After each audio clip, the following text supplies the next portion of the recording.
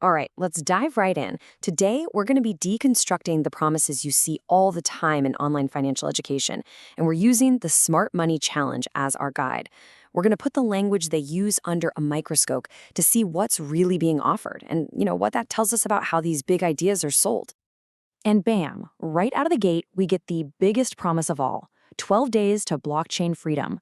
Now, that phrase is doing some heavy lifting.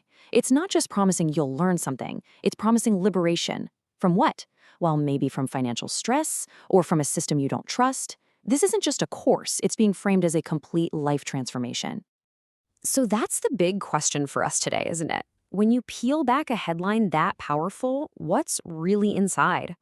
We're going to dig into the source material and figure out what this journey to freedom actually looks like day to day. Okay, first things first. Let's decode what this challenge even claims to be. We need to get past the flashy promises and look at the official definition. So the official description calls it a groundbreaking video series, but listen to the specific words they're using here. Help anyone master, and from the ground up. This language is all about breaking down barriers. It's basically saying, hey, don't worry if you think this stuff is too complicated. This is for you, no matter where you're starting from. And this is where it gets really clever. You see what they're doing? They're blending the super technical stuff, like demystifying blockchain, with the really personal, behavioral stuff, like building smart money habits. It's a 1-2 punch. It makes the program sound both incredibly authoritative on the tech side and, at the same time, deeply relevant to your own financial life. So that's what they're promising. But what about the how? You can't just promise freedom without a plan. How is this 122-day journey actually put together for someone who signs up? The process itself follows a pretty classic path. You start off just watching and learning with daily videos. Then they nudge you into actually doing something with these action-focused tips. From there, you get pulled into a community for social proof and support. And finally, you're given bonus materials to go even deeper.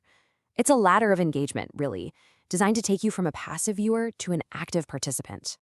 And this number, 122, it's the anchor for the whole thing. I mean, why 122 days, right? Why not 100 or 90? Well, 122 days is roughly 4 months. That feels substantial. It's long enough to suggest that you're not just learning a trick, you're actually forming new habits. This implies it's not some quick hack. No, this is a whole new lifestyle. Now, a commitment of 122 days is a big ask, which brings us to a really important question. Who exactly are they hoping will take on this challenge? Who is this for? And this is where you see some really smart marketing at play. They're casting a super wide net.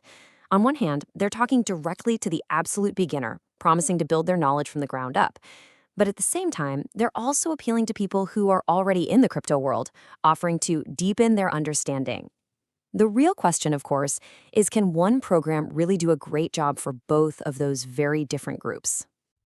So, we know the what, the how, and the who, but all of that is supposed to lead to one thing, the ultimate goal. What is the final, incredible transformation that's being promised at the end of these 122 days?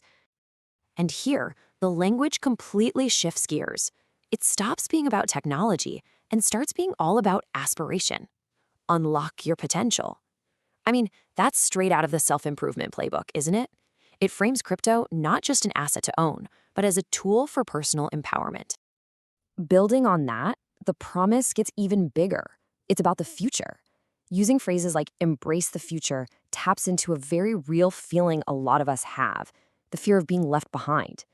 The unspoken message is that this knowledge isn't just helpful, it's essential for staying relevant in a world that's changing so fast. And this is it. This is the final destination.